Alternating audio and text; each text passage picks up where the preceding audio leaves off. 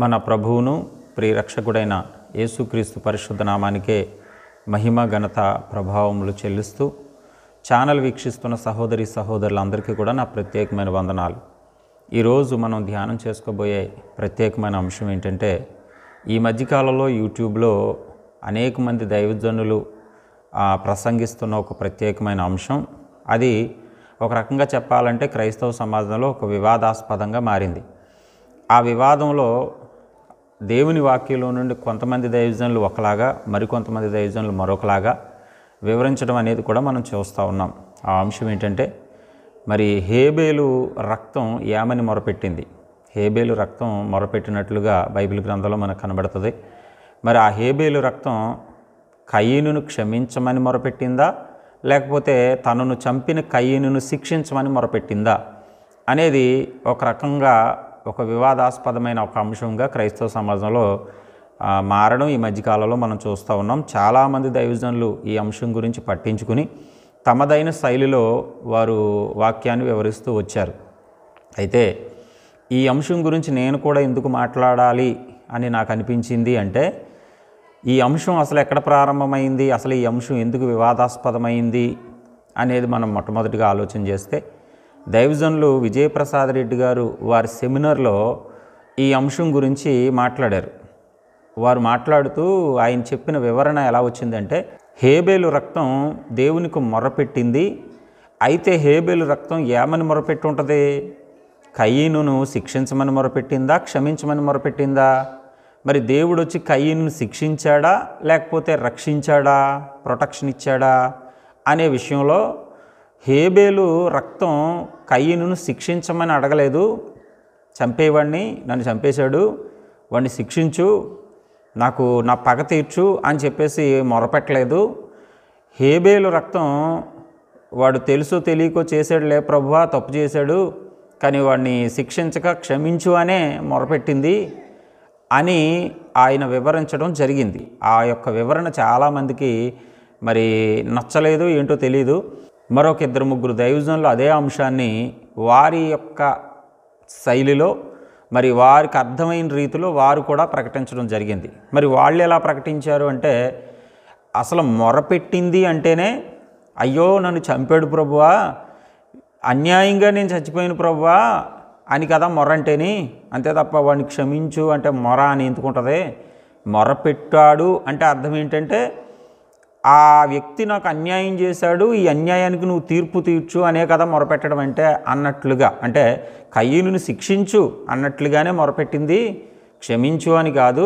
ఒకవేళ ఈ హేబేలు రక్తం క్షమించు అని మొరపెడితే యేసుక్రీస్తు ప్రభువారే కదా ఈ ప్రపంచ మానవాళి కోసం, ఈ ప్రపంచ మానవాళి పాపముల కొరకు, క్షమాపణ కొరకు ఆయన రక్తం చిందించాడు. ఆయన మాత్రమే ఈ ప్రపంచ మానవాళి పాపముల కొరకు, క్షమాపణ కొరకు రక్తం చిందించిన వాడు ఈ ప్రపంచంలో ఆయన ఒక్కడే కదా. అప్పుడు ఆయన ఒక్కడే ఎందుకు అవుతాడు? హేబేలు కూడా మరి తప్పు చేసిన వారి పాపముల కొరకు క్షమాపణ రక్తాన్ని చిందించినవాడు ఆయన కూడా అవుతాడు కదా. అప్పుడు యేసుక్రీస్తే మొదటోడు అవ్వడు కదా, హేబేలు ఇంకా యేసుక్రీస్తు కంటే మొదటోడు అవుతాడు కదా. కాబట్టి హేబేలు రక్తం క్షమించమని అడగలేదు, శిక్షించమని అడిగింది అన్నట్లుగా మరొక దైవజనుడు ప్రసంగం చేయడం జరిగింది. అలాగే వారి యొక్క శైలిలో ఎవరికి వాళ్ళు మరికొద్దిమంది ప్రసంగాలు చేస్తూ, ఒక మాటలో చెప్పాలంటే విజయప్రసాద్ రెడ్డి గారి యొక్క ప్రసంగాన్ని ఖండిస్తూ అది తప్పు, ఆయన చెప్పిన వివరణ తప్పు అన్నట్లుగా చాలామంది వారి ప్రసంగాలలో వివరించడం అనేది ఒక 2-3 ప్రసంగాలు యూట్యూబ్లో నేను చూడడం జరిగింది. ఇప్పుడు దేవుని వాక్యాన్ని ముందు పెట్టుకుని నేనేం చెప్పబోతున్నాను అనేది చాలా శ్రద్ధగా ప్రతి ఒక్కరు కూడా ఆలోచన చేయాలి. ఒక వ్యక్తికి సపోర్ట్ చేయడానికో, లేకపోతే ఒక వ్యక్తిని కించపరచడానికో ఈ వీడియోలో నేను మీ ముందుకు రాలే. చాలాసార్లు మరి విజయప్రసాద్ రెడ్డి గారు చేసిన ప్రసంగాలను, అంటే దశంభాగం విషయంలో దశంభాగం ఉంది అని ఖండిస్తూ నేను కొన్ని వీడియోలు పెట్టాను. అలాగే జన్మపాపం విషయంలో జన్మపాపం ఉంది అని నేను వీడియోలు పెట్టాను. అలాగే కొన్ని వీడియోలు పెట్టినప్పుడు వాళ్ళ యొక్క అనుచరులు ఫోన్ చేసి, మీకు ఆయన అంటే కోపం అండి, మీకు కసి, అందుకనే మీరు ఆ వ్యక్తిని బట్టి మీరు వాక్యాన్ని కూడా చూడకుండా మీరు కసికొలుదు వీడియోలు పెడతారు అన్నట్లుగా కొద్దిమంది, మొన్న ఒక బ్రదర్ ఫోన్ చేసి మాట్లాడడం కూడా జరిగింది. నేను ఒకటే చెప్పాను, బాబు మీకు నమస్కారం, మీ దైవజనుడు అంటే నాకు ఏ కోపం లేదయ్యా. గతంలో ఏమైనా చిన్న చిన్న ఇన్సిడెంట్లు జరిగినా కూడా అవి ఆ రోజుతోనే మేము పక్కన పెట్టేస్తాం, ఆ రోజుతోనే మేము మర్చిపోయి వాటి గురించి మేము మాట్లాడలేదు, వాటిని తలంచుకోవట్లేదు, వాటి గురించి మేము పట్టించుకోవట్లేదు కూడా.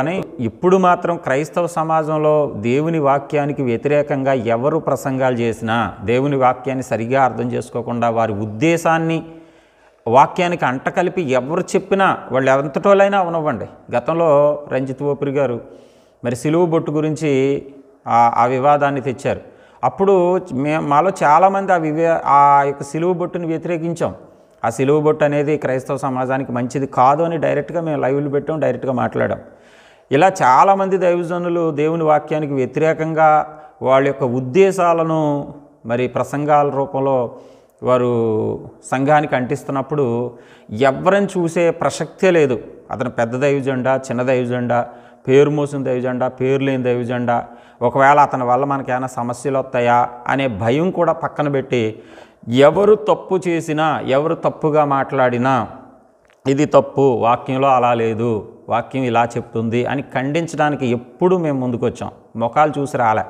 ఇతను కదా, ఇతనికి మనం కౌంటర్ పెట్టాలి అనే ఉద్దేశంతో ఎప్పుడూ రాలే. కాబట్టి ఈ రోజున కానీ ఎప్పుడైనా కానీ ఎవరి మీదైనా మేము కౌంటర్లు పెట్టినప్పుడు, లేకపోతే వారి వాక్యాన్ని తప్పు అని మేము చెప్పినప్పుడు వారిని చూసి, వారి మొహాలను చూసి మేము కసితోనో కోపంతోనో మేము కౌంటర్లు పెడుతున్నాం అని మాత్రం మీరు అనుకోవడానికి వీల్లేదు. అలా అనుకుంటే దేవుడే చూసుకుంటాడు. అలాంటి ఉద్దేశంతో నేను ఎప్పుడూ కూడా ముందుకు రాలే. ఒకవేళ వాక్యంలో ఉన్నది ఉన్నట్టుగా చెప్పారనుకోండి, అవును చాలా బాగా చెప్పారు, ఉన్నది ఉన్నట్టుగా చెప్పారు అని చెప్పాలి. ఇప్పుడు ఒక ప్రత్యేకమైన ఆలోచన మదిలో వస్తుంది. అవును, మేము ఏదైనా కొంచెం దేవుని వాక్యానికి అందరికీ అనుకూలమైనది మేము బోధించకపోతే మా మీద వెంటనే కౌంటర్లు పెట్టేస్తున్నారు. అలాగే మేము మంచి విషయాలు బోధిస్తున్నప్పుడు మరి ఇది కరెక్టే అని ఎందుకు ఆ మంచి విషయాల్ని సమాజం ముందుకు తీసుకురావట్లేదు వీళ్ళు అనే ఆలోచన కూడా చాలామందికి ఉంటుంది. గతంలో మతోన్మాదుల మీద డిబేట్లు చేసినప్పుడు, శివశక్తి కరుణాకర్ మీద డిబేట్ చేసినప్పుడు విజయప్రసాద్ రెడ్డి గారు చాలా క్లిప్పులు, అందులో విజయప్రసాద్ రెడ్డి గారి హైలైట్స్ ఎక్కడైతే ఆ కరుణాకర్ని చిత్తుగా ఓడించాడో ఆ విషయాలన్నీ కూడా నా ఛానల్లో ఎప్పుడు ఆ డిబేట్ జరిగి అప్పుడే 5 సంవత్సరాలు అవుతుందేమో, అప్పటి నుంచి కూడా విజయప్రసాద్ రెడ్డి గారిని హైలైట్ చేసుకుంటూనే వచ్చాం ఆ డిబేట్ విషయంలో.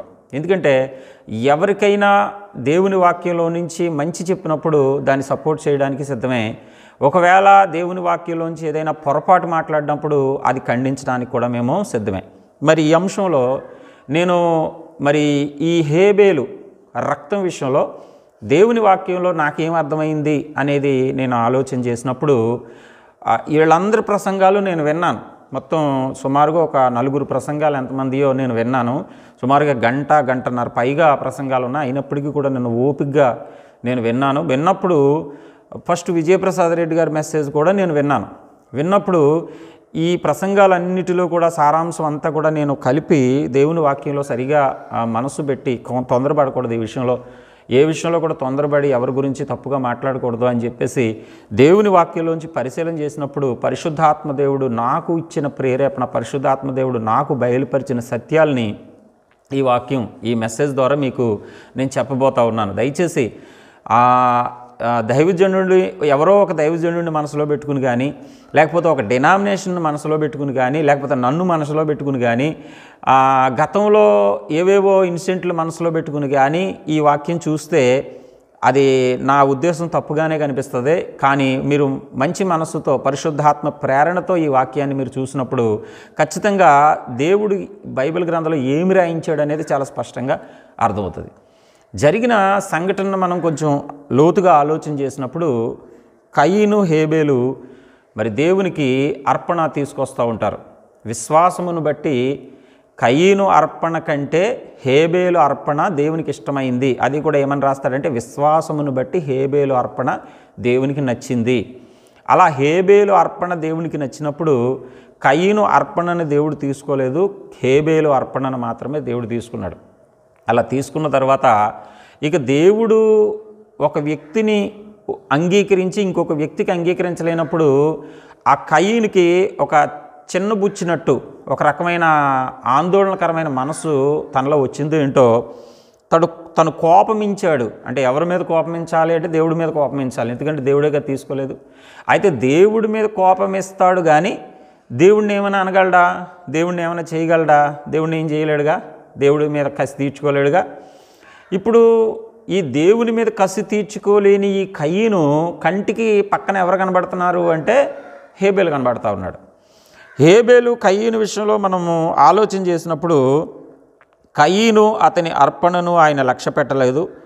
కాబట్టి కయీనుకు మిక్కిలి కోపం వచ్చి అతడు ముఖము చిన్నబుచ్చుకొనగా, యెహోవా కయీనుతో నీకు కోపమేలా, ముఖము చిన్నబుచ్చుకొని ఉన్నావేమి, నీవు సత్క్రియ చేసిన ఎడల తల ఎత్తుకొనవా, సత్క్రియ చేయని ఎడల వాకిట పాపము పొంచి ఉండును అని చెప్పాడు.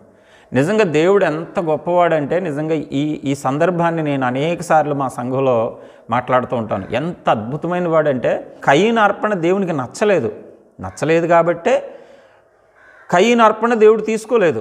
హేబేలు అర్పణ ఆయన తీసుకున్నాడు, విశ్వాసమును బట్టి హేబేలు అర్పణ తీసుకున్నాడు.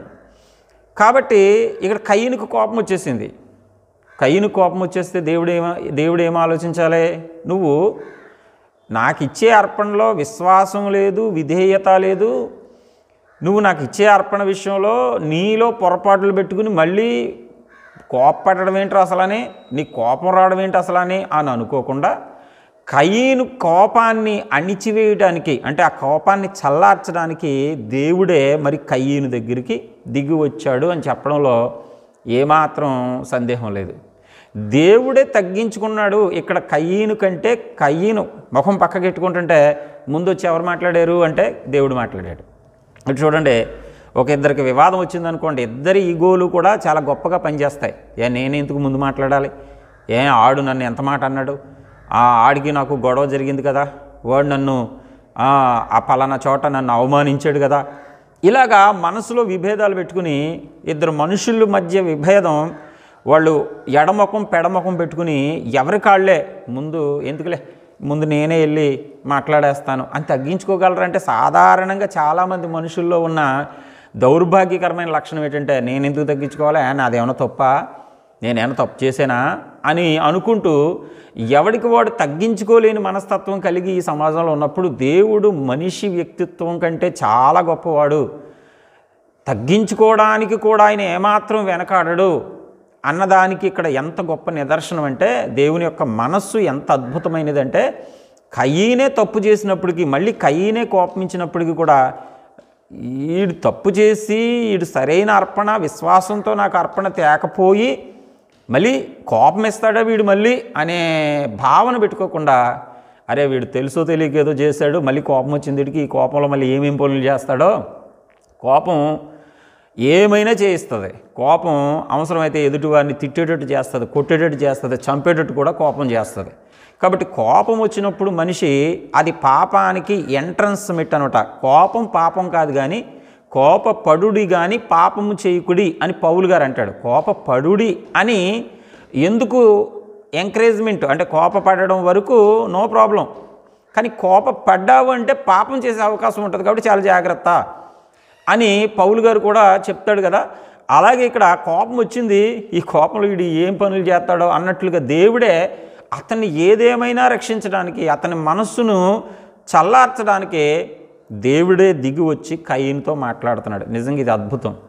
నేను అనుకుంటాను వాక్యం చదివినప్పుడు చాలాసార్లు కయీను అదృష్టవంతుడా హేబేలు అదృష్టవంతుడా ఈ యొక్క సందర్భంలో అంటే హేబేలు కంటే కయీనే అదృష్టవంతుడేమో అనిపిస్తుంది ఒక్కోసారి. అలా చెప్తారు, అతను అర్పణ తీసుకోలేదు, హేబేలు అర్పణ తీసుకున్నాడుగా, హేబేలు నీతిమంతుడు అని కూడా బైబిల్ చెప్పిందిగా అంటే కాదంటలే. కానీ ఇక్కడ జరుగుతున్న పరిస్థితుల్లో ఎవర్రా ఎక్కువ అదృష్టవంతుడు అంటే హేబేలు అర్పణ తీసుకున్నాడు, అక్కడితోటి అయిపోయింది. హేబేలు సంతోషంగా ఆ మందలను తోలుకుని ఆ గొర్రెలను తోలుకుని వెళ్ళిపోయాడు. కానీ కయీనుతో దేవుడు డైరెక్ట్గా మాట్లాడుతున్నాడు. హేబేలుతో డైరెక్ట్గా మాట్లాడా లేదా అనేది పక్కన పెడితే కయీనుతో డైరెక్ట్గా మాట్లాడుతున్నాడు. ఇప్పుడు కయీను చాలా సంతోషించాలి. జస్ట్ నా తమ్ముడు అర్పణ తీసుకున్నావు అంతే, కానీ నా దగ్గరికి వచ్చి నన్ను ఓదార్చి కోపం ఎందుకురా బాబు, నువ్వు కోపపడుకో, నువ్వు సత్క్రియ చేసిన ఎడల తల ఎత్తుకొనవా, నువ్వు తలదించుకునే పరిస్థితి, సిగ్గుపడే పరిస్థితి నీకు ఎందుకు వచ్చిందని నన్ను ఓదారుస్తూ, నన్ను బలపరుస్తూ దేవాది దేవుడే నా దగ్గరికి దిగొచ్చి మాట్లాడాడని కయీను దేవుని మనస్సును ఆ రోజు అర్థం చేసుకుని ఉంటే ఇక అంతకు మించి దుష్కార్యం అక్కడ జరిగి ఉండేది కాదేమో. ఈ రోజున చాలామందితో కూడా దేవుడు తప్పు జరగక ముందు, మన దేవుడికి బాగా అలవాటండి, శిక్ష రాకముందు, తప్పు జరగకముందు దేవుడు ప్రతి ఒక్కరితో మాట్లాడతాడు, ప్రతి ఒక్కరిని గద్దిస్తాడు. నోవహు జలప్రళయం రాకముందు నోవహు ద్వారా సుమారు 120 సంవత్సరాలు ఆ ప్రజలకి రాబోయే శిక్ష గురించి ప్రకటించాడు. ఎందుకు ప్రకటించాడు అంటే శిక్షించేయడం దేవుని ఉద్దేశం కాదు, తన మాట విని మారడం దేవుని ఉద్దేశం, మారాలి అనేది దేవుని యొక్క ఉద్దేశం. అలాగే సొదొమ గొమొర్రా పట్టణం విషయంలో కూడా మరి అబ్రహాముకు ముందే చెప్పి దేవదూతలను పంపించి లోతు కుటుంబం ద్వారా లోతు వెళ్ళి మళ్ళీ వాళ్ళ అల్లుళ్ళకి చెప్పడం, అంటే వాళ్ళ అల్లుకి చెప్పినప్పుడు వాళ్ళ అల్లుళ్ళు కూడా వేరే వాళ్ళకి చెప్పుకుంటారు కదా, ఇలాగా ముందే శిక్షను ప్రకటించి అయ్యి బాబు ఇంత శిక్ష రాబోతుంది, మనం ఇప్పుడైనా మారాలి అని మారు మనసు కోసం దేవుడు ఎదురు చూస్తూ ఉంటాడు. అందుకే ముందు గద్దిస్తాడు, ముందు మాట్లాడతాడు ప్రతి ఒక్కరితో. ఎక్కడ కూడా సడన్గా వచ్చి శిక్షించేసిన సందర్భాలు బైబిల్ గ్రంథంలో మనకు ఉండవు. ముందు శిక్ష రాబోతుంది అని చెప్తాడు. ఇశ్రాయేలీల మీదకి బబులోను రాజు దండెత్తొస్తాడు, ఆ దేశం పెంటకుప్పలా మారిపోతుంది, 70 ఏళ్ళు అది విడవబడుతుంది అనే విషయం సడన్గా వాళ్ళ మీద ఉన్న కోపంతో సడన్గా ఆయన శిక్షించేలే. ముందు ఇర్మియా ప్రవక్తను పంపి ఎంతగానో వారికి అర్థమయ్యేటట్టు చెప్పించాడు. అంత చెప్పినా కూడా వారి బ్రతుకులు మారలే. అలాగే నినేవె పట్టణం యొక్క నాశనం గురించి, నాశనం చేసేయాలనుకుంటే నాశనం చేసేయాలి అగ్ని కురిపించి, కానీ దేవుడి మనసు అలాంటిది కాదు. అసలు నాశనం చేసే మనసు కాదు దేవుడిది, మారు మనసు పొందాలి, రక్షింపబడాలి అని ఆదికాండం నుంచి ప్రకటన గ్రంథం ద్వారా ఎంతసేపు కూడా మనిషి మార్పు కోసం ఎదురు చూసే దేవుడు బైబిల్ దేవుడు. అంతకే మారకపోతే వారు చేసిన తప్పును బట్టి వారు శిక్ష అనుభవించవలసిన పరిస్థితులు వస్తాయి తప్ప ఈ లోపల దేవుడు ఏదేమైనా సరే ఆ శాపం నుంచి, ఆ పాపం నుంచి రక్షించుకోవడానికి ఆ ప్రకటన ఆదికాండం నుంచి ప్రకటన గ్రంథం ద్వారా చాలా ప్రయత్నాలు ప్రభువు చేసినట్టు మనకు కనబడుతుంది. ఇక్కడ కయీను కూడా నశించిపోకూడదు, కయీను కూడా నాశనం అయిపోకూడదు. కయీను కోపం మరి కట్టెలు తెంచుకొని, ఆ కోపం కట్టెలు తెంచుకుని ఏ దుష్కార్యాన్ని కయీను చేసేయకూడదు, కయీను జీవితం నాశనం అయిపోకూడదని దేవునికి ఒక ఉద్దేశం ఉంది. దేవునికి కయీను మీద కూడా ఉన్నతమైన ప్రేమ ఉంది కనుకనే ఆడు ఎలా పోతే అలా పోనీ, మళ్ళీ ఆడు కోపమా, సరైన అర్పణ తేడం చేత కాలేదు కానీ మళ్ళీ ఆడు నా మీద కోపపడతాడా అని అనుకోకుండా చాలా ప్రేమగా అతని దగ్గరికి దిగొచ్చి, కయీను నీకు కోపమేలా, నీవు సత్క్రియ చేసిన ఎడల నీ తల ఎత్తుకొనవా, సత్క్రియ చేయని ఎడల పాపము నీ వాకిట పొంచి ఉండును. ముందు చెప్పాడు, పాపము నీ వాకిట అంటే రెడీగా ఉంది అది. నిన్ను ఏదో ఒక ఉగ్రతలోకి గెంటేయాలని, ఏదో ఒక పాపం నీ చేత చేయించాలని ఆల్రెడీ పొంచి ఉంది పాపం, కాబట్టి చాలా జాగ్రత్త అని ముందే దేవుడు అతనితో మాట్లాడినప్పటికీ కూడా అతని కోపాన్ని తన మనసులోంచి తీసివేసుకోలేకపోయాడు, తను తాను సరి చేసుకోలేకపోయాడు, మారు మనసు పొందలేకపోయాడు. అయితే కయీను తన తమ్ముడైన హేబేలుతో మాటలాడిన. వారు పొలములో ఉన్నప్పుడు కయీను తమ తమ్ముడైన హేబేలు మీద పడి అతన్ని చంపాను. దేవుడు మాట్లాడిన తర్వాత కయీను వెళ్ళి హేబేలుతో మాటలాడిన. దేవుడు వచ్చి కయీనుతో మాట్లాడాడు, కయీను వచ్చి హేబేలుతో మాట్లాడాడు. అంటే ఈ సందర్భం మనకి ఎలా కనబడుతుంది అంటే కయీను వచ్చి హేబేలుతో మాట్లాడాడు. మాట్లాడిన తర్వాత తన తమ్ముడైన హేబేలు మీద పడి అతన్ని చంపాను.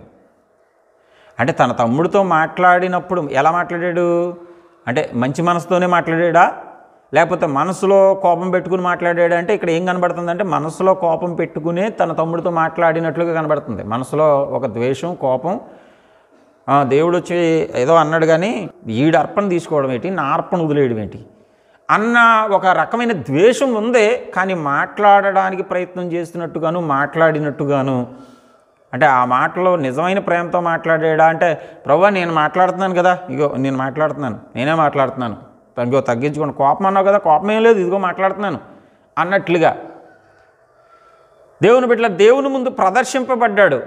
అంటే తనలో లేని భక్తిని ప్రదర్శించుకున్నాడు, తనలో లేని ఆ మార్పును ప్రదర్శించుకున్నాడు. చాలామంది రోజున నిజమైన మార్పు ఉండదు కానీ ప్రదర్శించుకుంటారు. నిజమైన శాంతం, ప్రశాంతత ఉండదు కానీ ప్రదర్శించుకుంటారు. నిజమైన పరిశుద్ధత ఉండదు కానీ దేవుని ముందు ప్రదర్శించుకోవడానికి ప్రయత్నం చేస్తాడు. అలా ప్రదర్శించుకోవడానికి ప్రయత్నం చేసినా వాళ్ళు చేసే తప్పులు ఈ కోపం చేయించే పనులు, ద్వేషం చేయించే పనులు ఆగుతాయంటే ఆగవు. వేషధారణగా దేవునికి మేము భక్తులమే, దేవుని మాట మేము లోబడేవాళ్ళమే, దేవునికి మేము ఎదురు చెప్పేవాళ్ళం ఏం కాదు, ఆయన మాటకు లోబడ్డాం కాబట్టే తను నా తమ్ముడైన హేబేలుతో నేనే వెళ్ళి మాట్లాడాను అన్నట్టు ప్రదర్శించుకున్నాడు. ఆ ప్రదర్శన అంటే అలా జరిగింది. కానీ వెంటనే తన తమ్ముడైన హేబేలు మీద పడి అతను చంపాడు. వారు పొలంలో ఉన్నప్పుడు అంటే ఒంటరిగా దొరికాడు కదా, ఏదోడు చేయాలి అనే ఒక కసి, కోపం ప్రదర్శింపబడే పరిస్థితి వచ్చేసింది అక్కడ. దేవుని బిడ్డలారా, అతను ఎంత కోపం అయితే అతని మీద ఉందో, దేవుడిని ఏం చేయలేక ఆ కోపాన్ని ఇతని మీద చూపించుకోవలసిన పరిస్థితి వచ్చేసింది. దేవుని పిల్లలారా, హేబేలు మీద పడి చంపేశాడు. అప్పుడు దేవుడైన యెహోవా మరలా రెండోసారి, అంటే ముందు ఒకసారి కయీను దగ్గరికి వచ్చి మాట్లాడాడు, మళ్ళా కయీను దగ్గరికి వచ్చి మాట్లాడుతున్నాడు. అంటే ఇప్పుడు కూడా కయీను దగ్గరికి వచ్చి దేవుడు మాట్లాడడానికి గల కారణం ఏంటి అంటే శిక్షించేయాలన్న ఉద్దేశం దేవుడికైతే లేదు. దేవుడు పలుమార్లు మనిషికి సమయం ఇస్తూ ఉంటాడు. దేవుడు పలుమార్లు మనల్ని దర్శిస్తూ ఉంటాడు. దేవుడు పలుమార్లు మనల్ని గద్దిస్తూ ఉంటాడు. ఒక్కసారి గద్దింపుకు లోబడకపోతే రెండోసారి కూడా గద్దింపుకు లోబడకపోతే ఇక మూడోసారి ఇంకా గద్దింపుకు లోబడకపోతే ఇంక అంతే, ఇక వాడి పరిస్థితి అగమ్య గోచరం అయిపోతూ ఉంటుంది. ఇక్కడ రెండోసారి కూడా దేవుడు వచ్చి రాగానే రేయ్ బుద్ధి ఉందా లేదా నీకు అసలనే, నేను ఏం చెప్పెళ్ళాను, నువ్వేం చేసావు, నువ్వు వెళ్ళి నీ తమ్ముడితో మాట్లాడరంటే సమాధానంగా మాట్లాడినట్టు నా ముందు యాక్షన్ చేసి వాడిని చంపేస్తావా అని కోపంగానో లేకపోతే శిక్షించే విధంగానో మాట్లాడినట్టు కనబడదు అక్కడ దేవుడైన యెహోవా నీ తమ్ముడైన హేబేలు ఎక్కడున్నాడని కయీనుని అడగగా, అంటే దేవుడికి తెలియదా హేబేలు ఏమైపోయాడో? కయీను వెళ్ళి హేబేలుని చంపేశాడు అనే విషయం దేవుడికి తెలియదా? అంటే దేవుడికి తెలియలేనట్టుగా ఎందుకు మాట్లాడుతున్నాడు? ఇదే ఆదికాండంలోనే అవ్వాదాములు పండు తిన్నప్పుడు కూడా ఆయన దిగి వచ్చి ఏమంటాడో తెలుసా? దేవుడైన యెహోవా ఆదామును పిలిచి నీవు ఎక్కడున్నావనెను. దేవుడికి తెలీదా? అప్పటికే పండు తినేశారు, ఆజ్ఞ అతిక్రమించేశారు, వారు ఆ తోట చెట్లలో ఆ చెట్లు చాటును దాక్కుని ఉన్నారనే విషయం దేవుడికి తెలీదా? తెలుసు. ఆయన అలా అడిగినప్పుడు వాళ్ళ నోటి నుంచి వచ్చే రిప్లయే తీర్పు తీర్చడానికి ఆధారం. ఇప్పుడు ఆయన తీర్పు ఎలా తీర్చాలి అనే దానికి ఆధారం అప్పుడు వాళ్ళ నోటి నుంచి ఏ మాట వస్తుంది? అయ్యో ప్రభువా మేము తప్పు చేస్తాం, నువ్వు తినొద్దన్న పండును తినేసాం, మమ్మల్ని క్షమించు ప్రభువా అనేది వేరు. అప్పుడు కూడా సమయం ఉంది వాళ్ళకి, అప్పుడు కూడా అవకాశం ఉంది. అందుకే ఒక అవకాశం, అప్పుడు కూడా మరొక అవకాశాన్ని కూడా దేవుడు ఇస్తూ ఉన్నాడు. ఒప్పుకుంటారా, కప్పుకుంటారా, తప్పును ఒప్పుకుంటారా, లేకపోతే ఆ తప్పును సమర్థించుకునే మాటలు వస్తాయి నోటంట అనేది తెలుసుకోవడానికి వాళ్ళ హృదయ ఆలోచనలు లేకపోతే వాళ్ళ హృదయంలో ఉన్న మార్పు అటుందా ఇటుందా ఈ సిచ్యువేషన్లో అనేది వాళ్ళ నోటి నుంచి వచ్చే మాట. తీర్పు దేవుని దగ్గర నుంచి మాత్రమే రాదు, మన ప్రవర్తనను బట్టి కూడా తీర్పు వస్తుంది. అసలు తీర్పు మన ప్రవర్తనను బట్టే వస్తుంది. దేవుడు ఏదో శిక్షించేస్తాడు, దేవుడు కొట్టేస్తాడు, దేవుడు చంపేస్తాడు, దేవుడు నరకంలో పడేస్తాడు. దేవుడు ఎవరిని ఊరికినే నరకంలో పడేయడు, దేవుడు అసలు నరకంలోనే పడేయడు. నన్ను అడిగితే కాన్సెప్ట్ ఇంకా లోతుకెళ్తే నరకంలో పడేసే ఉద్దేశమే మానవ జాతిని దేవునికి లేదు, అసలు లేదండి. ఆ కాన్సెప్ట్ చాలా పెద్దదే, అది దాని గురించి ప్రత్యేకంగా చాలా వీడియోల్లో నేను చెప్పాను. దేవుని బిడ్డలారా, దేవుడు అసలు నరకంలో పడేసే ఉద్దేశమే ఆయనకి లేదు. కానీ మనిషి యొక్క ప్రవర్తనను బట్టి అతని ప్రవర్తనే అతనికి నాశనాన్ని తీసుకొస్తుంది. దేవుడు మరొకసారి మళ్ళా అవకాశాలు ఇచ్చుకుంటూనే వస్తూ ఉన్నాడు. ఎక్కడ కూడా నీ తమ్ముడైన హేబేలు ఎక్కడున్నాడు అని కయీను అడగగా, ప్రభువా నీకు తెలియందేముంది ప్రభువా, నా కోపంతో నేను ఏం చేశానో నాకే తెలియని పరిస్థితి ప్రభువా, నన్ను క్షమించు ప్రభువా. నువ్వు అక్కడికి చెప్పావు, పాపం పొంచి ఉంటుందని ముందే నువ్వు క్లూ ఇచ్చావు, అయినా కూడా నా చేతులతో నా తమ్ముడిని చంపేసుకున్నాను బాబు అని దేవుని పాదాల ముందు పడిపోతే మొరపెడితే ఆ సిచ్యువేషన్ వేరు. ఇంకా ఆ దేవుడు చేసే కార్యం అప్పుడు వేరు, ఆయన ఉద్దేశం వేరు. అలాంటి మనస్సు, అలాంటి మార్పు, అలాంటి పశ్చాత్తాపం మనిషి తప్పు చేయడమే కాదు నాశనాన్ని తీసుకువెళ్ళడం, ఆ తప్పు చేసిన తరువాత కూడా దేవుడు అవకాశం ఇస్తాడు. తప్పు చేసి ఆ తప్పుని కప్పుకుంటే అప్పుడు నాశనం. తప్పు చేసినందుకే మనిషికి నాశనం వచ్చేది. తప్పు చేయలేని మానవుడు ఎవడు ఉండడు, పాపం చేయలేని వాడు ఈ భూమి మీద ఎవడు ఉండడు. కానీ పాపమే నిన్ను నాశనానికి తీసుకుపోద్దని అనుకోవద్దు. తప్పే నిన్ను నాశనం తీసుకువెళ్ళిపోద్దని అనుకోవద్దు. తప్పు చేసినా కూడా మరొక అవకాశం కూడా ఇస్తాడు. అలాగని తప్పు చేయమని కాదు, తప్పు చెయ్యండి నేను అవకాశాలు ఇస్తూ ఉంటాను అని కాదు. ఇక్కడ తప్పు చేసిన వాడికి 1-2 సార్లు అవకాశాలు దేవుడు ఇస్తానే ఉంటాడు. ఇచ్చినా కూడా దాన్ని సద్వినియోగం చేసుకోకపోతే ఖచ్చితంగా వాడు నాశనానికి వెళ్తాడు. ఆ తప్పు ఆ పాపం వాడిని సర్వనాశనానికి తీసుకువెళ్తుంది. ఇక్కడ కయ్యనికి ఇప్పుడు కూడా అవకాశం ఉంది. కయ్యనికి ఈ సందర్భంలో కూడా అవకాశం ఉంది. ఏమనంటే అతను చేసింది అతను దేవుడి దగ్గర ఒప్పేసుకుంటే అసలు దేవుడు అక్కడ ఆయన ఆ మాట్లాడే ఉద్దేశాలు ఒకవేళ వేరుగా ఉండేవేమో. ఇక్కడ కయ్యను అడిగినప్పుడు నేను ఎరుగును, నా తమ్ముడికి నేను కావలి వాడినా అన్నాడు. మొట్టమొదటిగా అర్పణ విషయంలో విశ్వాసం లేకుండా అవిధేయుడిగా ఆ యొక్క అర్పణ ఇచ్చాడు, ఫెయిల్ అయ్యాడు. రెండవదిగా దేవుడు వచ్చి మరలా ప్రేమతో ఇతన్ని గద్దించి ఓదార్చి కోప్పడుకు పర్లేదు అన్నప్పటికీ కూడా మారినట్టుగా ప్రదర్శింపబడ్డాడు, మారినట్టుగా దేవుని ముందు యాక్షన్ చేశాడు తప్ప నిజమైన మారు పదంలోకి రాలేదు.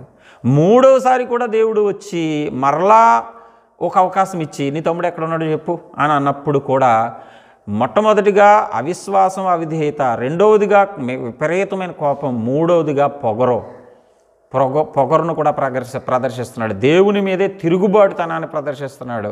నాకు తెలదు, నా తమ్ముడికి ఏమన్నా నన్ను కాపలబెట్టావా, ఇంక అత్తమాట మా తమ్ముడి గురించి నా దగ్గరికి వస్తున్నావు నువ్వు అనే ఒక భయంకరమైన పొగరబోతు మాట మాట్లాడుతూ ఉన్నాడు. అప్పుడు దేవుడు చెప్తున్నాడు, నీవు చేసిన పని ఏమిటి అంటే ఆయనకి తెలక కాదు, ఆయనకి ఆల్రెడీ ముందే తెలుసు. నువ్వు చేసిన పని ఏంటి? నీ తమ్ముని రక్తము యొక్క స్వరము నేల నుండి నాకు మొరపెట్టుచున్నది. ఇది ఇక్కడ మనం చెప్పుకోవలసిన కాన్సెప్ట్. నీ తమ్ముని యొక్క రక్తము నేల నుండి నాకు మొరపెట్టుచున్నది, నేలలో నుంచి నీ తమ్ముని రక్తం నాకు మొరపెడుతుంది అన్నాడు. అసలు రక్తం మొరపెడుతుందా అనే కాన్సెప్ట్ మనం ఆలోచన చేసినప్పుడు ఈ రక్తం మొరపెడుతుందా అనే కాన్సెప్ట్ ఇంకా చాలా పెద్దది. అదొక గంట మెసేజ్ అవుతుంది అనమాట అండి. రక్తం మొరపెడుతుందా మొరపెట్టదా, లేకపోతే మనిషే మొరపెడతాడా, మనిషి మొరపెడితేనే రక్తం మొరపెట్టినట్ట అనేది ఒక్కసారి నేను పక్కన పెడతాను. ఎందుకంటే మళ్ళీ రక్తం మొరపెట్టుట అనే దాంట్లోకి వెళ్ళాను అనుకోండి, కాన్సెప్ట్ రక్తం ద్వారా వెళ్ళిపోతూ ఉంటుంది. నీ తమ్ముని యొక్క రక్తం నాకు మొరపెడుతుంది. అసలు ఏమని మొరపెట్టింది? హేబేలు రక్తం ఏమని మొరపెట్టింది అనేది కదా కాన్సెప్ట్.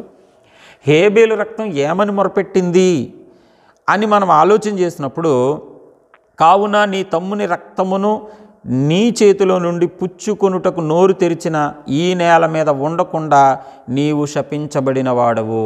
దేవుడు శాపమే పెట్టాడు, కయ్యనికి శాపమే పెట్టాడు. కంగారు పడకండి, దేవుడు కయ్యనిని క్షమించలేదు. ప్రొటెక్షన్ ఇచ్చాడా అంటే ప్రొటెక్షన్ ఇచ్చాడు. దాని కాన్సెప్ట్ వేరు. ప్రొటెక్షన్ ఇచ్చాడు, అలాగని కయ్యనిని శిక్షించలేదా? ఈ నేల మీద ఉండకుండా నీవు శపించబడిన వాడవు. ఈ నేల మీద ఉండకుండా శపించబడిన వాడవు. శాపం అనేది అతని మీదకి దిగొస్తుంది. శాపం దేవుడు పెడుతున్నాడు. అయితే ఇప్పుడు ఇక్కడ కాన్సెప్ట్ ఏంటంటే, కిందకు వచ్చినప్పటికీ నీవు నేలను సేద్యపరిచినప్పుడు అది తన సారముని ఇక మీదట నీకు ఇయ్యదు. అంటే పొలం పంట పండిస్తాడు కానీ సరైన పంటలు పండవు. కయ్యం ద్వారా పంటలు అనేవి సరిగ్గా పండవు. నీవు భూమి మీద దిగులు పడుచు దేశ దిమ్మరివై ఉందువనెను. నీవు భూమి మీద దిగులు పడుచు దేశ దిమ్మరివై. శిక్ష వచ్చింది అతని మీద కంటే ఖచ్చితంగా శిక్ష వచ్చింది. నేల మీద ఉండకుండా శపించబడినవాడు. 2, నువ్వు పంట పండించినప్పుడు పొలం పంట పండదు, సారం ఇవ్వదు. అది ఏదో ఒక తెగులు వచ్చో ఏదో నష్టం వచ్చో నాశనం అయిపోయి పోతుంది. 2, 3 ఇక మూడోది, భూమి మీద దిగులు పడుచు అంటే ఆ వేదన అనేది అతని మనసులోంచి పోదు. బతికినంతకాలం ఆ తమ్ముడు చంపిన ఆ బాధ, వేదన, దిగులు పడుచు దేశ దిమ్మరివై. జస్ట్ ఒకరోజు ఇక్కడ నుంచి బయలుదేరి అక్కడికి వెళ్ళి ఆ మన్నాడు మళ్ళీ తిరిగి వచ్చేస్తే దేశ దిమ్మర అనరు. కొన్ని సంవత్సరాల పాటు అలా ఊర్ల మీద పడి, దేశం మీద పడి, కొండల గుట్టల మీద పడి తిరుగుతూ ఉంటే వాడిని దేశ దిమ్మరి అంటారు. కాబట్టి దేశ దిమ్మరి అనే పదం చాలా పెద్ద కాన్సెప్ట్. దేశ దిమ్మరి అనేది సాధారణంగా ఈ ఊరు నుంచి ఆ ఊరు వెళ్ళి, ఆ ఊరు నుంచి మళ్ళీ ఈ ఊరు వచ్చేసాడు అనుకోండి, అన్ని దేశ దిమ్మరి అని అనలేకలేదు. వెళ్ళి ఊరెళ్ళి వచ్చాడు అంటే సరిపోతుంది. దేశ దిమ్మరి అంటున్నాడంటే ఎక్కడా స్థిరంగా ఒక చోట ఉండరు, ఎప్పటి నుంచో చూస్తున్నాం, ఎన్నో ఏళ్ళ నుంచి వీళ్ళ బతుకంతా రోడ్ల మీద, ఊరు మీద, దేశాల మీద పడి ఉందో తప్ప ఎక్కడక్కడ స్థిరం అనేది వీళ్ళకి లేదు అన్నవాళ్ళని మాత్రమే ఎన్నో సంవత్సరాల పాటు లెక్కలేనన్ని సంవత్సరాల పాటు వాళ్ళ జీవితకాలం అయిపోతున్నా కూడా వాళ్ళ జీవితకాలం అంతా కూడా అలా తిరుగుతూ ఉంటే వాళ్ళని అంటారు దేశదిమ్మర్రా వీడు అంటారు. అంటే ఇది కూడా ఇప్పుడు శిక్షే, క్షమాపణ ఏం కాదు, ఇది కూడా శిక్షే, ఇది ఖచ్చితంగా ఇది కూడా శిక్షే. ఇక మూడోది శిక్షే. అయితే అలా చెప్తున్నప్పుడు అందుకు కయ్యను, వెంటనే కయ్యను అందుకున్నాడు. అసలు ముందు రావలసిన పశ్చాత్తాపం, ముందు రావలసిన ఆ వేదన, ముందు రావలసిన ఆ మొర బతిమలాడుకోవడం ఇప్పుడు వచ్చింది వీడికి. అంటే కొంతమందికి దెబ్బ పడితే కానీ కొంతమందికి దెబ్బ పడితే కానీ బుద్ధి రాదు అంటారు కదా, అలాగా వీడికి దెబ్బ పడతంటే బుద్ధి వచ్చింది తప్ప నోటి మాటలతో బాబు కయ్యను నీ కోపమేలా అని మాట్లాడినప్పుడు, అండ్ మరలా వచ్చి మీ తమ్ముడు ఎక్కడా అని సాత్వికంగా అన్నప్పుడు వీడికి బుద్ధి రావట్లే. కొంతమందికి మాటలతో బుద్ధులు రావు, మాటలతో బుద్ధి రాదు. కొంతమందికి ప్రసంగాలతో బుద్ధి రాదు. కొంతమందికి దేవుని బిడ్డలరా పై చెప్పే బుద్ధి, తల్లిదండ్రులు చెప్పే బుద్ధి, సేవకుడు చెప్పే ఆ మంచి మాటలో చెవికెక్కవు. అప్పుడు దేవుడు ఏం చేయాలి? వీళ్ళని మొత్తాలి, గట్టిగా మొత్తాలి, ఎక్కడ పెట్టాలో అక్కడ పెట్టాలి, ఎలా శిక్షించాలో అలా శిక్షించాలి. అప్పుడు వచ్చేస్తారు దేవుడు కాళ్ళ దగ్గర, బాబోయ్ దేవుడోయ్ నువ్వు చెప్పిన నాళ్ళు నేను వినలేదు, నువ్వు ఎన్నిసార్లు నన్ను దర్శించినా కూడా నేను మాట వినలేదు, బాబోయ్ క్షమించిన. కయ్యనుకు సంబంధించిన వాళ్ళు అనమాట, కయ్యను మనస్తత్వం అనమాట అండి వీళ్ళందరూ కూడా. ఈ కయ్యను కూడా దేవుడు 1 by 1 ఇదిగో నువ్వు నేల మీద శపించబడినవాడు అయిపోతావు, నువ్వు భూమి పంట పండిస్తావు కానీ అది క్షారం ఇవ్వదు, నువ్వు భూమి మీద దేశ దిమ్మరవై తిరుగుతూ ఉంటావు, దిగులు పడుచు తిరుగుతూ ఉంటావు, నీకు మనశ్శాంతి అనేది ఉండదు అని ఆయన వరుసగా ఒకటి తర్వాత ఒకటి శాపాలు పెడతా ఉంటుంటే, శాపాలు చెప్తూ ఉంటుంటే, శిక్ష అప్పగిస్తూ ఉంటుంటే వెంటనే కయ్యను, అందుకు కయ్యను నా దోష శిక్ష నేను భరించలేనంత గొప్పది. ఈ మాట, ఈ కయ్యను యొక్క జీవితం ఇక్కడ దాకా రాకుండా ఈ మాట ఎప్పుడంటే బాగుండును అంటే ఆ అర్పణ విషయంలో నాదేదో పొరపాటు ఉండి ఉంటుంది, లేకపోతే దేవుడు ఎందుకు తీసుకోండి నాది, నేనేదో తప్పు చేశాను ప్రభువా, నేను పొరపాటు ఏదో చేశాను ప్రభువా అని అప్పుడు ఇలా తగ్గించుకుని దేవుడి దగ్గరికి వెళ్ళి ఉంటే ఈ సిచ్యువేషను, ఈ చరిత్ర ఒక వేరే రకంగా ఉండునేమో. కానీ ఇప్పుడుకొచ్చింది వీడికి బుద్ధి, ఇప్పుడుకొచ్చి నా దోష శిక్ష నేను భరించలేనంత గొప్పది, నా దోష శిక్ష నేనైతే భరించలేను. అవును, ఎవడి దోష శిక్ష కూడా వాడు భరించలేడు, ఎవడి దోష శిక్ష వాడు భరించలేడు కనుకనే నరకానికి పోతాడు. ఎవడి దోష శిక్ష వాడు భరించేస్తే ఇక దేవుడు శిక్షించవలసిన అవసరం ఏమీ లేదు.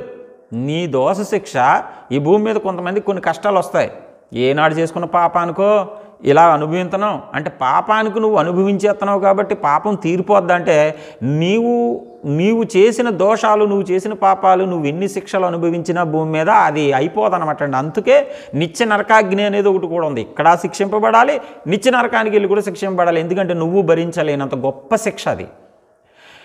కాబట్టి ప్రతివాడు కూడా తప్పు చేసి, ఆ తప్పు పాపాలు చేసి, అపరాధాలు చేసి దేవుడు ఏదో 2-3 శిక్షలు వేస్తాడు, ఆ శిక్షలు భరించేద్దాం పోనీ 4 సంవత్సరాలు అని అనుకుంటే కుదరదు. నువ్వు భరించలేనంత గొప్ప శిక్ష కయ్యను ఒప్పుకున్నాడు, నా దోష శిక్ష నేను భరించలేనంత గొప్ప శిక్ష అంటే అప్పుడు దేవుని యొక్క కాన్సెప్ట్ అంటే క్షమాపణ. ఎప్పుడైతే ఎంత ఘోర పాపి అయినా సరే దేవుని పాదాల దగ్గర వచ్చి బాబోయ్ దేవుడా నేను భరించలేను నా తండ్రోయ్, నువ్వు నన్ను క్షమించాలి ఏదో ఒక రకంగా అన్నట్లుగా వారు పశ్చాత్తాపంతో మాట్లాడుతున్నప్పుడు దేవుని యొక్క మనస్సు మారుతుంది, దేవుని యొక్క మనస్సు కరిగిపోతుంది. దేవుడు అంటే తండ్రి స్థానంలో ఆయన ఉన్నాడుగా, బిడ్డను శిక్షించేయడమే ఆయన ఉద్దేశం కాదుగా, బిడ్డను నాశనం చేసేయడమే ఆయన ఉద్దేశం కాదుగా, ఆయన కాన్సెప్ట్ మారుతుంది ఖచ్చితంగా. మారింది కాబట్టే అక్కడి నుంచి మళ్ళీ ఆ అక్షరాలు లేకపోతే ఆ పదాలు వేరే అర్థాన్ని ఇచ్చేటట్టుగా, అంటే దేవునిలో కోపం ఉన్నట్టుగా కాకుండా, ఏదో అతని మీద ఇప్పటికిప్పుడే వీడిని చంపేయాలరా అన్నంత కోపం ఉన్నట్టుగా కాకుండా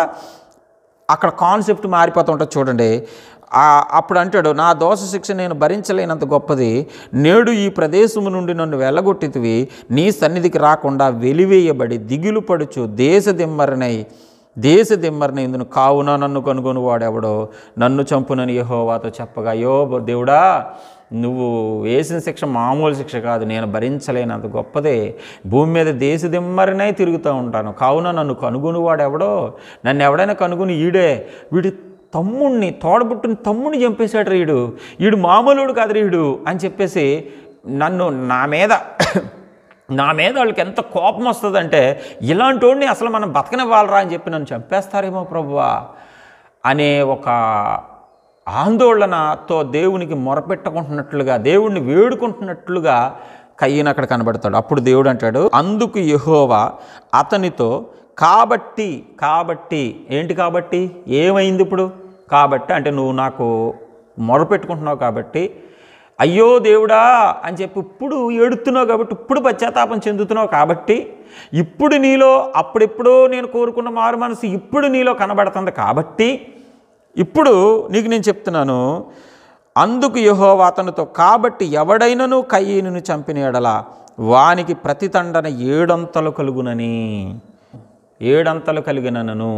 ఇక్కడ గమనించండి, ఇప్పుడు కయీనును చంపేయాలరా, నువ్వు మళ్ళీ బతకాలా? మళ్ళీని ఎవడో నన్ను చంపేస్తాడంటే పెట్టి చంపేయాలి, చంపేస్తారు. నిన్ను చూసినోడిని ఖచ్చితంగా నిన్ను రాళ్ళు ఎట్టుకొట్టి చంపేయాలి. వెళ్ళు, అసలు నిన్ను క్షమించవలసిన అవసరం లేదు అంటలే. లేదు కంగారు పడకు, ఎవడైనను నిన్ను చంపిన యెడల నీ ప్రతిదండన వాడికి 7 అంతలు వస్తుంది. నిన్ను చంపినోడికి నీ ప్రతిదండన, నువ్వు అనుభవించే శిక్ష వాడికి 7 అంతలు వస్తుంది ఏకంగా. ఎవడైనను కయీనును కనుకొని అతన్ని చంపకయుండునట్లు యెహోవా అతనికి గుర్తు వేసెను. గుర్తు చూసినప్పటికీ కాన్సెప్టు చూసిన వాళ్ళకి అర్థమవుతుంది అనమాట అండి. ఇతడు తన తమ్ముని చంపాడు, కానీ దేవుడు ఇతనికి గుర్తేశాడు. ఎందుకు గుర్తేశాడంటే, ఇతని జోలికి ఎవరో రావద్దు, ఇతని సంగతి నేను చూసుకుంటాను, ఇతనికి శిక్ష నేను వేసాను ఆల్రెడీ, కాబట్టి ప్రతి ఓడు వచ్చి ఇతని మీద చేయవలసిన అవసరం ఏమీ లేదు అన్నట్లుగా. అంటే ఇప్పుడు కయీనును దేవుడు క్షమించేశాడా?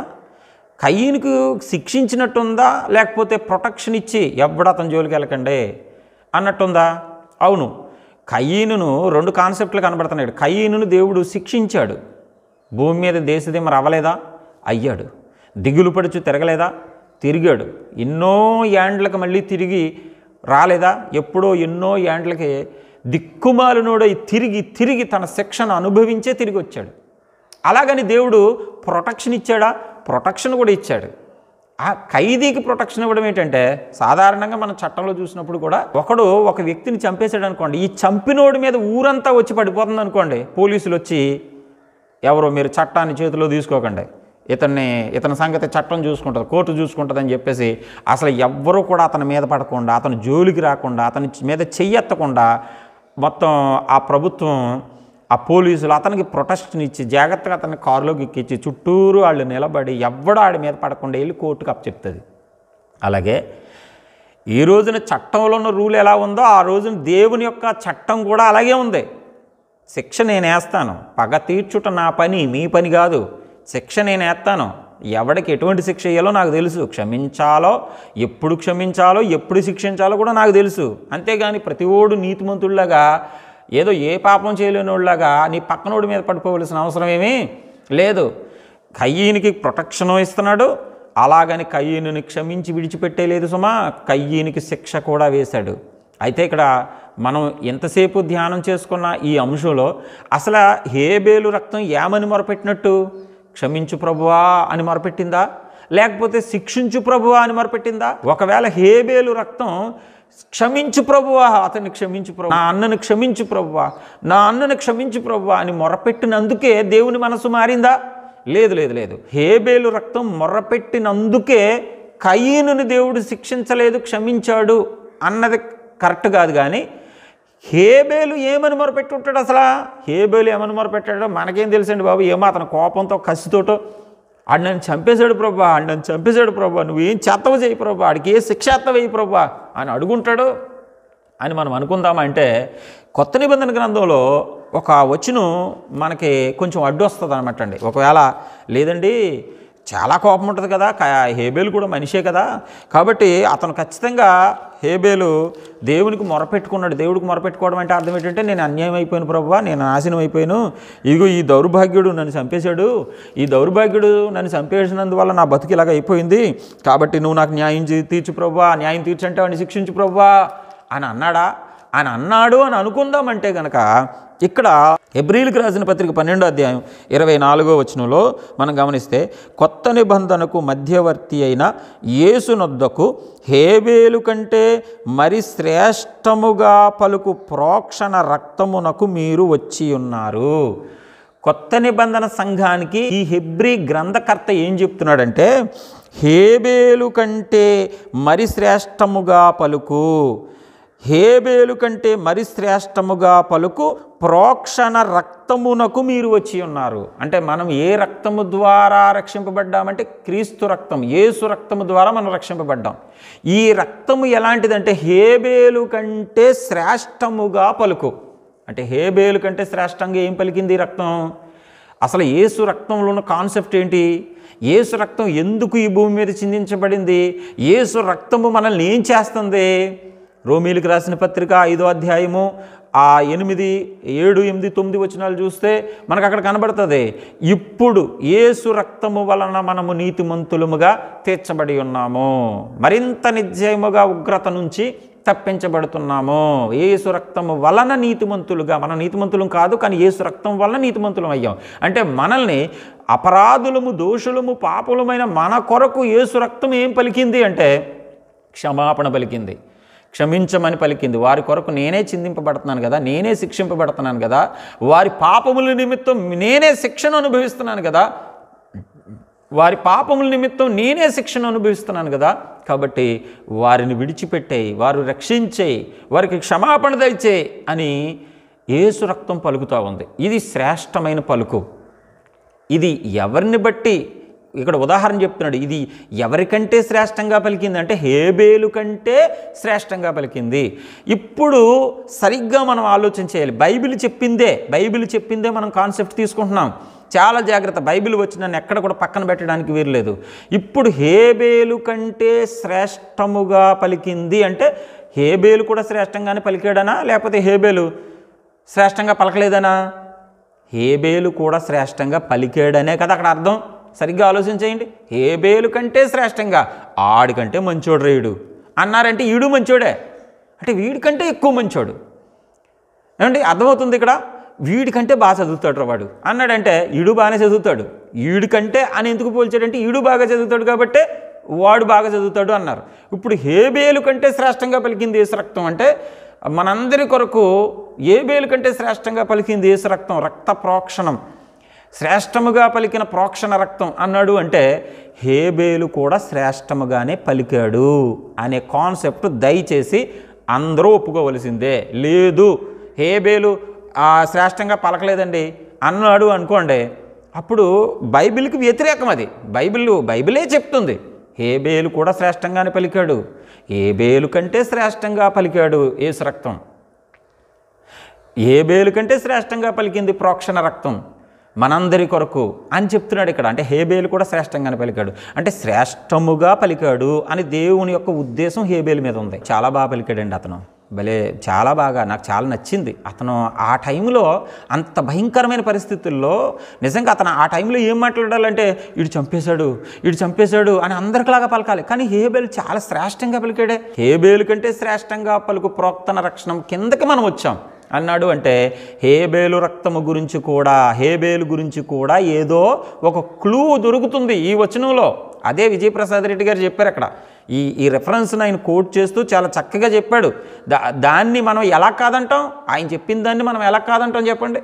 కాదనడానికి ఇక్కడ రెఫరెన్స్, ఒకవేళ కాదన్నామంటే ఈ రెఫరెన్స్ నువ్వు అబద్ధికుడు అని చెప్తుంది మనల్ని. కాబట్టి నిజాన్ని నిజంలో ఒప్పుకోవాలి, అబద్ధం అని చెప్పాలి.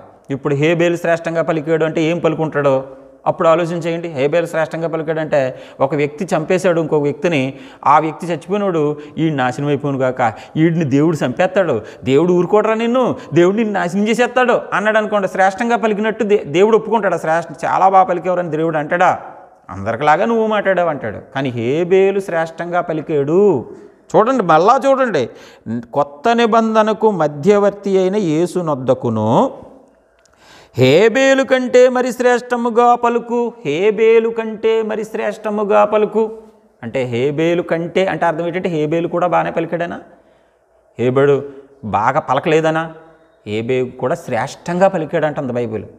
శ్రేష్టంగా పలికాడంటే అర్థం ఏంటి? నాకు తెలిసి హేబేలు కసి తీర్చుకోమనలే దేవుణ్ణి, నేను అది ఖచ్చితంగా యాక్సెప్ట్ చేస్తున్నాను. హేబేలు కసి తీర్చుకోమని చెప్పలే, క్షమించమనే చెప్పాడు. కానీ హేబేలు క్షమించమని చెప్పాడు కాబట్టి దేవుడు మనసు మారిపోయింది అన్నదానికి నేను యాక్సెప్ట్ చేయట్లేదు. ఎలా యాక్సెప్ట్ చేయట్లేదు అంటే దేవుని ఉద్దేశాలు దేవునికి ఉంటాయి. దేవుడు ఆల్రెడీ 2-3 టైంలు కయ్యనికి సమయం ఇచ్చాడు. దేవుని కాన్సెప్ట్ ప్రకారంగా మరలా వెళ్ళి ఇంకోసారి కూడా నీ తమ్ముడు ఎక్కడున్నాడు అని ఒక అవకాశం ఇద్దాం, వీడు ఏం చేస్తాడో చూద్దాం అని అనుకున్నాడు. అప్పుడు కూడా పొగరగానే మాట్లాడాడు. దేవుడు శిక్షించాడు. శిక్షించిన తరువాత కయీను పలికిన మాటలే, కయీను పశ్చాత్తాపానికి, కయీను వేదనకి, అయ్యో బాబోయ్ నేను తట్టుకోలేను బాబోయ్, నువ్వింతగా శిక్షించేస్తే నేనేమైపోతాను అంటే వేదనతో బాధపడిపోతున్నాడు. కాబట్టి కంగారు పడుకో, నువ్వు శిక్ష అనుభవించవలసిందే. కానీ ఎవడో వచ్చి నిన్ను చంపేస్తాడు అంటున్నావు కదా, ఎవడో వచ్చి నిన్ను చంపడానికి సరిపోడు. నీకు నిన్నెవడైనా చంపితే వాడికి ప్రతిదండన 7 అంతలు వస్తుంది. నేను ఊరుకుంటానా? నీ జోలికి ఎవడైనా వస్తే వాడిని ఊరుకుంటానా నేను? అబ్బాయి నేను ఊరుకోను. అలాగని చెప్పి నీకు శిక్ష లేదు, ఇక క్షమించేశాను అంటానా? క్షమించలేదు. నువ్వు భూమి మీద దేశదిమ్మరపై తిరుగుతావు, శిక్ష మాత్రం అమలు అవుతుంది. కానీ నీ జోలికి ఎవడు రాకుండా నేను చూసుకుంటాను. ఒక గుర్తు వేస్తున్నాను, ఇది నా గుర్తు. ఈ గుర్తు చూసినోడు నీకు ఆమడ దూరం వెళ్ళిపోతాడు, నీ జోలికి వెళ్ళి రాడు, నీ మీద చెయ్యి కూడా వేయడు అని చెప్పి ఒకటి కయ్యూనికి ప్రొటెక్షన్ ఇచ్చాడు అని చెప్పారు విజయప్రసాద్ రెడ్డి గారు. కయ్యూనికి ప్రొటెక్షన్ ఇచ్చారు. కయ్యూనికి ప్రొటెక్షన్ ఇచ్చాడు దేవుడు. కయ్యూని ఎవడో వచ్చి అతను ముట్టుకోకుండా చేశాడు. అంటే కయ్యూని మరి శిక్షింపబడలేదా? దేవుడు వేసిన శిక్షను అనుభవిస్తూ ముందుకు వెళ్ళాడు. కాబట్టి దేవుని బిడ్డలారా ఇక్కడ గమనించండి, హేబేలు శ్రేష్టంగానే పలికాడా? ఎస్, హేబేలు శ్రేష్టంగానే పలికాడు. హేబేలు రక్తం శ్రేష్టంగానే పలికిందా? ఎస్, శ్రేష్టంగానే పలికింది. ఎలా పలికింది ఉంటుంది శ్రేష్టంగా అంటే, శిక్షించే ప్రభు, చంపే ప్రభు, నాశనం చేసే ప్రభు, పొడిసే ప్రభు, వాడిని ఎంత కసి ఉందో అంత కసి తీర్చే ప్రభు అంటే అది శ్రేష్టంగా పలికినట్టు ఎలా అవుతుంది? కాబట్టి హేబేలు ఆ చనిపోతున్నప్పుడు, ఆ చావులో, ఆ కొన ప్రాణంలో గిలగిల కొట్టుకుంటున్న సమయంలో రక్తపు ముద్దగా ఉన్న అతని దేవుని బిడ్డలారా రక్తంలోంచి వస్తున్న ఆ ఘోష ఏమని వినబడుతుందంటే, ఈ శిక్ష నా అన్న మీద పడొద్దు, ఎందుకంటే వాడు తెలిసి చేస్తున్నాడో తెలియక చేస్తున్నాడో తెలియదు, క్షమించు ప్రభువా. అందుకే హేబేలు శ్రేష్టంగా పలికాడు. హేబేలు కంటే శ్రేష్టంగా ఈ యొక్క ప్రోక్షణ రక్తం పలికింది. ఆ రక్తం కిందకి మనం వచ్చాం. యేసు రక్తం హేబేలు రక్తం కంటే శ్రేష్టంగా పలికింది. అంటే హేబేలు ఒకని గురించే అతను క్షమాపణ కోరాడు. యేసు రక్తము సర్వమానవాళి కోసం కూడా క్షమాపణ పలికింది. సమస్త మానవాళి కోసం కూడా క్షమాపణ పలికింది, క్షమాపణ ఇచ్చింది. అందుకనే హేబేలు రక్తం కంటే శ్రేష్టమైన రక్తం యేసు రక్తం. కాబట్టి ఈ కాన్సెప్ట్ను సరిగా అర్థం చేసుకోండి. మనుషుల్ని బట్టి మనం మాట్లాడకూడదు, కానీ వాక్యాన్ని బట్టి మాత్రమే మనము మాట్లాడాలి. ఇప్పుడు హేబేలు రక్తం క్షమించమని కోరిందా, శిక్షించమని కోరిందంటే, నేను బైబిల్ గ్రంథంలోంచి కటాఖండిగా చెప్పేది ఏంటో తెలుసా? హేబేలు రక్తం క్షమించమని పలికింది, శిక్షించమని పలకల. అలా శిక్షించమని పలుకుంటే హేబేలు కంటే శ్రేష్టముగా పలుకు అనే మాట అసలు బైబిల్ గ్రంథంలో ఉండదు. ఒకవేళ శిక్షించమనే పలికింది అని ఎవరైనా చెప్పారనుకోండి, అప్పుడు ఈ హెబ్రీ పత్రికలోని ఈ మాట అబద్ధమైపోద్ది. హేబేలు కంటే అన్నాడు అంటే హేబేలు శ్రేష్టంగా పలికాడని బైబిల్ ఒప్పుకుంటుంటే నువ్వెందుకు ఒప్పుకోవాలి కదా. మనిషిని బట్టి కాదు కదా కాన్సెప్ట్ తీసుకోవడం, వాక్యంలో ఏముంది దాన్ని బట్టి తీసుకోవాలి. కాబట్టి వాక్యంలో ఏముంది అంటే హేబేలు శ్రేష్టంగానే పలికాడు, హేబేలు క్షమాపణే పలికాడు. శ్రేష్టంగా పలికాడు అంటే అర్థం ఏంటంటే కక్ష తీర్చుకోలే, కక్షతో మండిపోలే, క్షమాపణ దయచేయమనే దేవుణ్ణి కోరాడు. అందుకే కొత్త నిబంధనలో క్షమాపణకు గుర్తైన యేసు రక్తానికి ఆ రోజున హేబేలు రక్తానికి కనెక్షన్ కలిపాడు హెబ్రీ పత్రికలో. అది ఉంది కాబట్టి, ఆ కాన్సెప్ట్ అందులో కూడా ఉంది కాబట్టి ఇక్కడ కనెక్షన్ కలిపాడు. కాబట్టి ఈ విషయాన్ని దయచేసి ప్రియమైన సహోదరులు అందరూ కూడా మరి వాక్యానుసారంగా ఆలోచించి అర్థం చేసుకోవాలని ప్రేమతో మీకు తెలియపరుస్తూ, కొంచెం మెసేజ్ లాంగ్ అయినప్పటికీ కూడా మొత్తం కాన్సెప్ట్ అంతా తీసుకురాకపోతే సరైన నడిపింపు రాదేమో అన్న ఉద్దేశంతో డైరెక్ట్గా హేబేలు రక్తం దగ్గరికి నేను వచ్చేయకుండా ఆ కాన్సెప్ట్ మొత్తం తీసుకుని సాధ్యమైనంత మట్టికి కొంచెం తక్కువ సమయంలో ముగించాలని నేను ప్రయత్నం చేశాను. కాబట్టి ఈ యొక్క వీడియో లెంత్ అయిపోయిందని ఆలోచించకుండా మొత్తం అంతా కూడా చూడాలని ప్రేమతో తెలియపరుస్తూ, దయచేసి ఈ యొక్క ఛానల్ సబ్స్క్రైబ్ చేయండి, ఈ వీడియోని షేర్ చేయండి, లైక్ చేయండి, మీ విలువైన కామెంట్ని మాకు తెలియపరచండి. ఒకవేళ ఇలా కాదు బైబిల్ గ్రంథంలో వేరే రకంగా కూడా ఉంది బ్రదర్ అన్నారు అంటే దాని గురించి కూడా మేము ఆలోచన చేస్తాం. ఎందుకంటే మాకు వ్యక్తులు కాదు ముఖ్యం, వాక్యం ముఖ్యం. వాక్యం ఏం చెప్తే దానికి సపోర్ట్ చేయడానికి మేము ఎప్పుడు ముందుకి వస్తూ ఉంటాం. కాబట్టి ఈ మాటలు విన్న మీ అందరికీ కూడా నా ప్రత్యేకమైన ధన్యవాదాలు తెలియపరుస్తూ దేవుడు మిమ్మల్ని దీవించునుగాక. ఆమేన్.